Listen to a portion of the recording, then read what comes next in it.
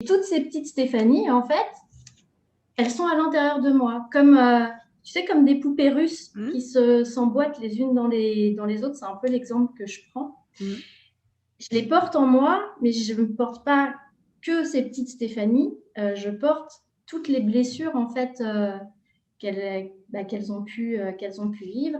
Et toi, Virginie, et puis les gens qui nous regardent, tout le monde porte en soi, qu'on ait 20, 30, 40, 50, 60, 70 ans, on porte en nous les différents enfants qu'on a été avec les blessures et les traumatismes aussi, parfois vraiment, vraiment forts qu'on a pu vivre. Mais au-delà de ça, si tu veux, on a aussi des blessures qui sont, j'allais dire, inconscientes parce qu'elles remontent à des stades de vie dont on n'a pas forcément de souvenirs conscients.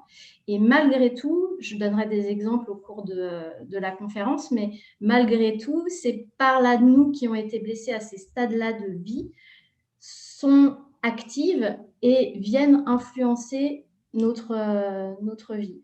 Donc, plus on va travailler là-dessus, aller guérir les relations, plus les relations avec son enfant intérieur et les blessures de son enfant intérieur, plus on aura des relations harmonieuses avec les autres et on pourra en plus développer une intelligence relationnelle à l'autre parce qu'on pourra identifier chez l'autre l'enfant intérieur qu'il porte et du coup savoir communiquer avec lui.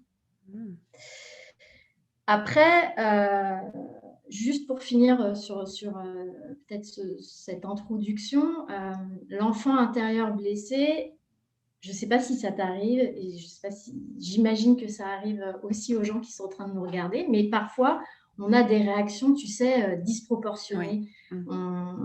On sent qu'on est hyper jaloux, on sent qu'on est hyper en colère, et on sait que cette réaction, elle n'est pas justifiée, elle n'est pas rationnelle par rapport à ce qui est en train de réellement se passer. Et dans ces moments-là, en réalité, c'est un de nos enfants intérieurs, à un stade de notre vie, qui a comme pris les commandes de notre cerveau et qui a dit je vais me mettre en colère, oh je suis jalouse, je me sens abandonnée, je suis triste.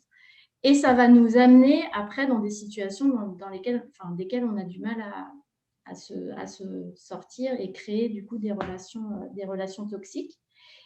Et au-delà de ça, l'enfant intérieur qu'on porte, alors c'est un peu notre inconscient en réalité, l'enfant intérieur qu'on porte, il cherche à réparer ses blessures. Tant qu'il ne les a pas réparées, il va chercher à revivre des situations sous toute forme, à travers le travail, à travers les relations amicales, les relations de couple, les relations avec les enfants aussi. C'est pour ça qu'en termes d'écologie relationnelle, c'est extrêmement important. Il va chercher à revivre des situations, on le verra après, soit en se plaçant dans une situation où il rejoue en tant que victime, ou alors au contraire, il va revivre à l'inverse en étant lui-même le bourreau de l'autre. Et si tu veux, tant que cet enfant intérieur et cette part-là n'est pas guérie, ça va se produire tout le long de la vie. Et c'est en ça que c'est aussi intéressant, parce qu'une fois que c'est guéri, moi je le vois avec les personnes que j'accompagne, et puis je l'ai vécu moi-même, c'est-à-dire qu'une fois que ces parts-là sont guéries, ça n'arrive plus.